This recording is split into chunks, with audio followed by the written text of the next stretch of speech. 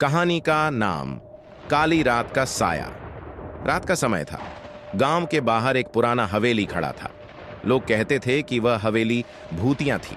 कई सालों से उस हवेली में कोई नहीं रहता था, लेकिन गांव के लोग कहते थे कि हर अमावस की रात वहां से अजीब अजीब आवाजें आती थीं। एक दिन गांव के एक नवयुवक, जिसका नाम राजू था, ने तय किया कि वह इन अफवाहों की सच्चाई जानकर रहेगा। गांव वालों ने उसे बहुत समझाया, पर उसने किसी की बात नहीं मानी। अमावस की रात को वह अकेला उस हवेली में गया।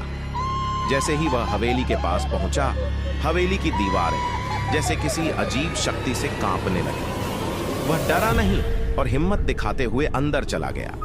हवेली के अंदर का वातावरण बहुत ठंडा और भयानक था। हर तरफ धूल जमी हुई थी और पुरानी तस्वीरें दीवारों पर टंगी थीं। राजू ने देखा कि एक कोने में एक पुरानी सीढ़ी है जो अंधेरे में ऊपर की ओर जा रही थी। उसे महसूस हुआ कि जैसे कोई उसे उस सीढ़ी की ओर खींच रहा हो। वह धीरे धीरे सीढ़ियां चढ़ने लगा। ऊपर पहुंचते ही उसने देखा कि एक कमरा है जिसका दरवाजा हल्का सा खुला हुआ था। दरवाजे के पीछे से किसी के रोने की आवाज आ रही थी।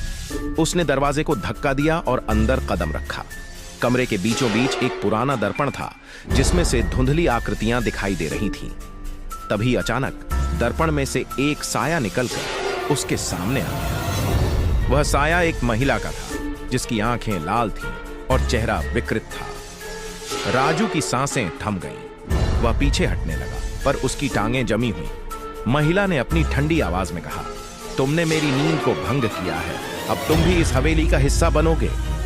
अचानक से हवेली की दीवारों से कई और साए निकलने लगे। वह चारों ओर से राजू की ओर बढ़ने लगे। राजू ने भागने की कोशिश की, लेकिन दरवाजे अपने आप बंद हो गए।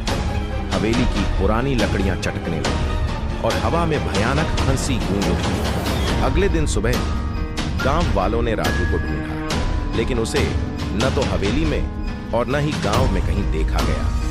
उसके बाद से उस हवेली से कभी किसी ने वापस लौटने की हिम्मत नहीं की। कहते हैं कि उस हवेली में अब एक और साया शामिल हो चुका था। समाप्त।